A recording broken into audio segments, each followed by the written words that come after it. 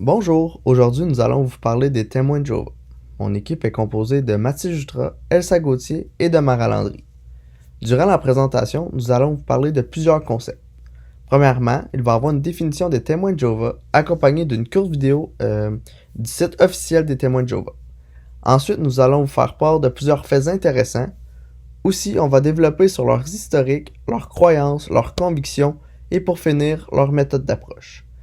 Avant de poursuivre la vidéo, je vous invite de répondre à la première question de notre document de questions. Merci. Donc, premièrement, c'est quoi un témoin de Jéhovah? Les témoins de Jéhovah, c'est un groupe religieux qui croit en Dieu, donc c'est des christianistes. Leur but premier, c'est de propager la parole de Dieu, surtout grâce à des leçons, des pamphlets, des documents audio ou des documents vidéo.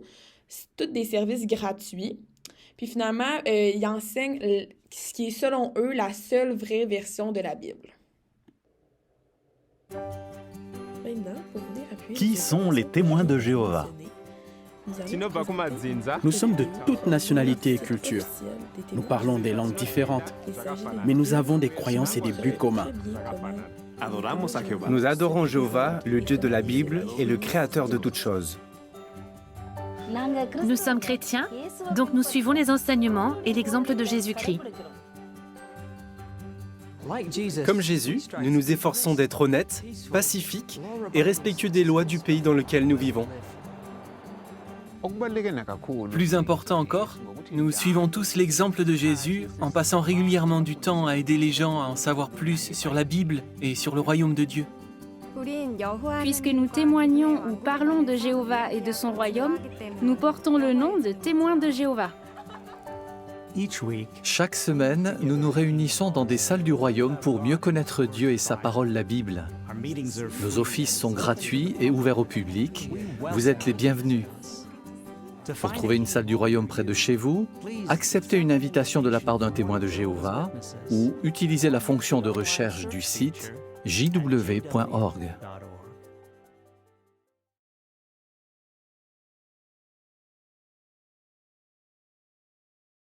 Voici quelques faits intéressants sur les témoins de Jéhovah. Premièrement, nos jours, la communauté compte environ 8,7 millions de membres actifs à travers le monde. Ils ont un total de 86 filiales réunies dans 239 pays.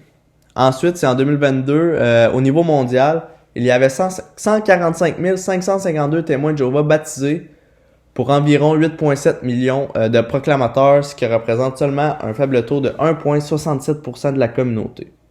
Aussi, il y aurait 2 personnes sur 3 qui ont été élevées en tant que témoins de Jéhovah, mais qu'aujourd'hui, ils ne pratiquent tout simplement plus.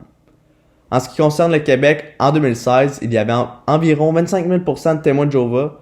Cependant, la tendance a beaucoup diminué, ce qui veut dire qu'il y a de moins en moins de participants au Québec. Et pour terminer, c'est en 1995, les témoins de Jéhovah étaient classés parmi les 173 mouvements religieux à caractère sectaire, mais il y en avait 172 qui ont été jugés dangereux à un certain degré par la commission parlementaire. Tout a commencé dans les années 1870 aux États-Unis avec un homme nommé Charles Taze Russell et ses amis. Dans le fond, ce groupe-là a commencé à étudier la Bible pour essayer de comprendre quand Jésus allait revenir. Au commencement, le groupe était appelé les étudiants de la Bible. En 1879, Russell a commencé à publier un journal appelé La Tour de Garde et Messager de la présence du Christ afin de partager ses idées.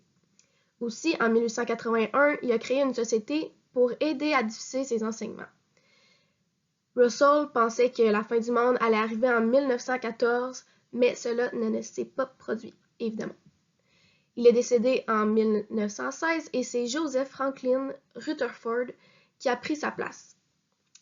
Finalement, le groupe a changé de nom pour devenir les Témoins de Jéhovah, en référence à un verset de la Bible qui parlait de témoigner pour Dieu. Et tout ça en 1931. Selon leurs croyances, en 1914, il y aurait eu une grande lutte au ciel et Satan aurait été jeté sur terre. D'ailleurs, ils pensent que cela a causé tous les problèmes que nous voyons aujourd'hui. De plus, ils croyaient aussi que les gens bons reviendraient à la vie en 1925. Et cela marquera le début d'une nouvelle période appelée le millénium. Mais l'homme qui avait prédit cela est décédé en 1942 sans même voir le retour des gens bons. D'ailleurs, il avait construit une maison en Californie pour tous ces gens qui allaient supposément revenir à la vie. Il enseigne également maintenant que le serviteur fidèle représente toute leur organisation. Voici quelques convictions à propos des témoins de Jéhovah. Premièrement, ils croient beaucoup en Dieu, mais ne croient pas en la Trinité. Dans le fond, la Trinité, c'est le Père, le Fils et le Saint-Esprit. De plus, selon eux, Jésus serait une personne complètement distincte, tandis que le Saint-Esprit est la force en Dieu. La raison pourquoi ils se nomment Jéhovah, c'est parce qu'ils se consacrent tout simplement à Dieu. Pour leur croyance, ils reposent énormément sur la Bible. Ce qui fait que les témoins de Jéhovah rejettent la majorité des fausses spéculations et des credos religieux. Ensuite, selon eux, la plupart des prophéties et des événements seraient déjà accomplis. Par contre, ils affirment que plusieurs autres prophéties seraient en cours et d'autres feront partie du futur. En ce qui concerne l'endroit où tu vas après la mort, les témoins de Jéhovah, ils pensent que même si tu es une bonne personne, tu n'iras pas nécessairement au ciel, mais plutôt dans un paradis terrestre. Aussi, ils veulent majoritairement couper tous les liens qui ne sont pas dans leurs valeurs, comme une organisation religieuse, même si elle n'est pas directement reliée. Cependant, ils affirment beaucoup être ouverts d'esprit envers les autres croyances et qu'ils vont les traiter avec respect. En ce qui concerne leurs convictions religieuses, ils accordent une grande importance à la moralité. Comme nous l'avons dit, ils mettent en avant le respect du corps en préservant sa dignité et son intimité, mais tout ça sans être excessivement réservé. De plus, ils ne célèbrent pas les anniversaires ni les fêtes traditionnelles comme le Noël ou le Nouvel An. Aussi, les témoins de Jéhovah sont connus pour leur engagement à partager leur foi et à suivre strictement leurs règles religieuses. Un bon exemple de cela serait le refus de transfusion sanguine et l'évitement des aliments contenant du sang ou des composantes sanguines. Certains refusent même de se faire sauver la vie à cause de cette conviction. Également, ils interdisent le tabac et les drogues, sauf à des fins thérapeutiques. Pour ce qui est de s'enlever la vie, ils perçoivent souvent le suicide comme un geste désespéré plutôt qu'un rejet total de la vie. Et finalement, pour ce qui est de la mort, il enseigne que l'âme ne persiste pas dans un état de vie après la mort, mais serait ressuscitée dans un nouveau corps. Pour un peu approfondir le sujet sur la mort, il y a aussi une croyance auquel seulement certains individus rejoindraient le ciel pour régner aux côtés de Dieu. En fait, plus précisément, ce serait un groupe limité à 144 000 personnes, tandis que les autres vivront dans un paradis terrestre. Finalement, pour terminer, nous allons parler de l'approche des témoins de Jéhovah. Afin de recruter des gens dans leur groupe religieux, les témoins de Jéhovah vont utiliser différentes techniques, comme par exemple le porte-à-porte. Vous avez probablement déjà reçu la visite d'un témoin de Jéhovah chez vous sans le savoir. Le porte-à-porte, c'est le fait d'aller cogner chez les gens directement. Lorsqu'ils vont utiliser cette technique, les témoins de Jéhovah vont d'abord commencer par se présenter, expliquer ce qu'ils font, sans jamais mentionner que ce sont des témoins de Jéhovah. Ils vont vous dire des affirmations du genre nous sauvons le monde, est-ce que vous voulez sauver le monde? Si oui, nous sommes là pour vous aider à le faire.